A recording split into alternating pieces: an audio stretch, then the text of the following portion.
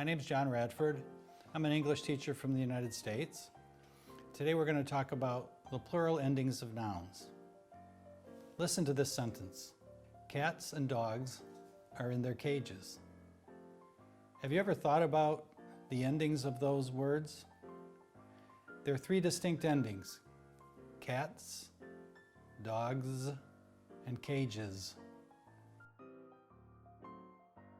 Cats ends with a voiceless T sound, t, cat. So it's logical you would add the plural sound without a voice, s, s.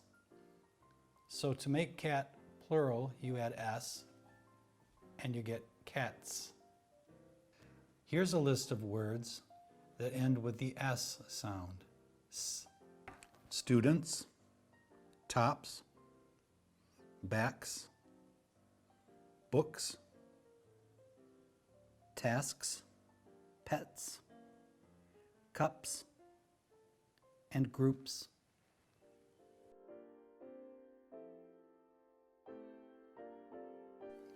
Dog ends with a voiced consonant, G.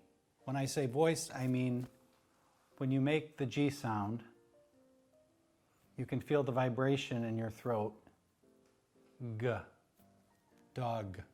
So to make a plural, you add a voiced plural sound, which is the Z sound, Z, dogs. Here are some examples: beds, moms, mushrooms, dogs, pools, and leaves. The third example is cages.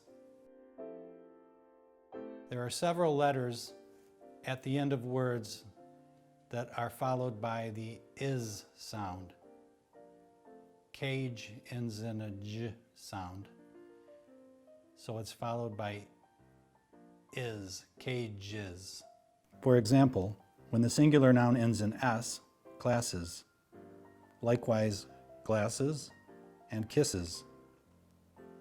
When the noun ends in a z, for example, sizes, noises, quizzes.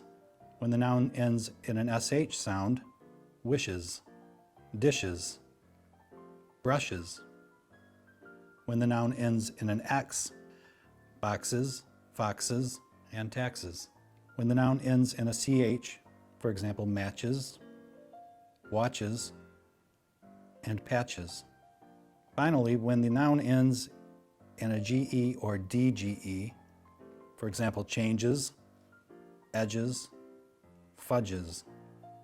Okay, for spelling purposes, the first one is an S sound. The second category is a Z sound, but it's spelled with an S. And the third category is an is sound, but it's spelled ES. So that's all I wanted to say about plural endings. Thanks for watching. Stay tuned for more videos.